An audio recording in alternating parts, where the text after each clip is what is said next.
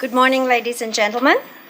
Welcome to the conference on the future of Asian finance, financial integration, and implications for macroeconomic performance in the region. This conference represents an ongoing joint effort by the Bank of Korea and the International Monetary Fund to stimulate discussion in the Asian region on a number of economic and financial issues.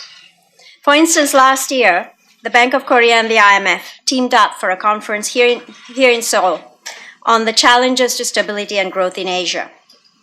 The conference also represents the ongoing work of the IMF on the future of Asia's finance, a multi-year program of engagement with Asia on how the financial sector will adapt to serve the evolving needs of the region.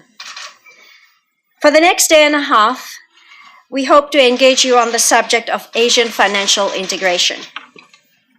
As you may know, one of the primary goals of the IMF is to support growth and employment in the global economy. While maintaining macroeconomic and financial stability, indeed it is an explicit part of our mandate and embedded in our Articles of Agreement. This is one of the primary goals of the IMF.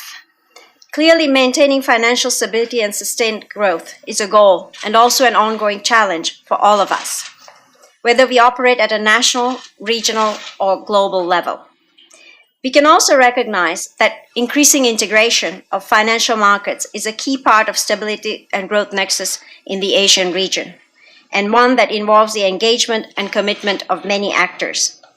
So it is a great pleasure to have you, leading thought providers in this area from different countries and professions, gather here today to discuss how we can integrate financial sectors across the Asian region to enhance economic performance. With the global crisis not yet fully behind us and the aftermath still at the forefront of our minds, it's useful to take a step back and consider how to avoid the downsides of greater financial interconnectedness while reaping the benefits. We have seen in today's world that information travels fast, and bad information travels even faster. Confidence is a precious commodity in times of stress, and there is only so much a Ministry of Finance, a central bank, or the IMF can do to stem contagious financial instability without inviting long-term expectations of future bailouts. Hence, it's important to take a measured and very conscious route to financial integration. Asia is one of the least financially integrated regions of the world, and yet it is also one of the fastest growing. This leads to a natural question: why is that? It leads us to ask whether a high degree of financial integration is necessary for positive economic performance. You might think this is a provocative question for an international institution that promotes a global view to pose, but asked differently, it's perhaps more interesting. Is Asia foregoing even more economic growth and its associated benefits by being less financially integrated than other regions? Either way, these are the kinds of questions that are worthwhile to ask over the next day and a half.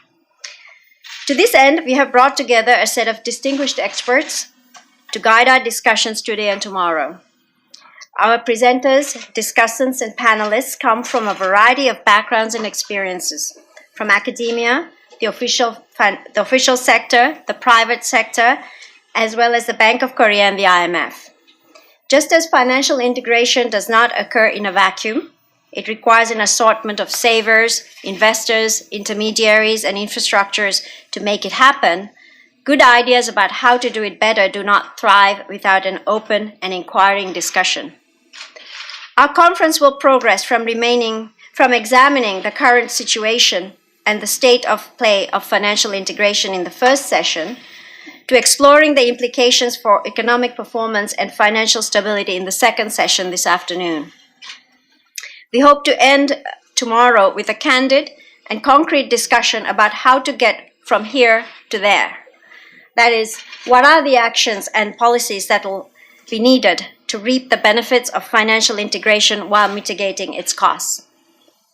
In each session, we have built in a lot of time for discussion. We would want this not to be just a simple Q&A session between the audience and the panel, but an opportunity to explore the topics more deeply and share your collective experiences. So please feel free to engage and comment on what anyone has said and to offer your own thoughts. We will have additional time during our coffee breaks, lunches, and dinner to share our experiences and our ideas. I hope you will enjoy your time here in Seoul and wish you a productive and exciting conference.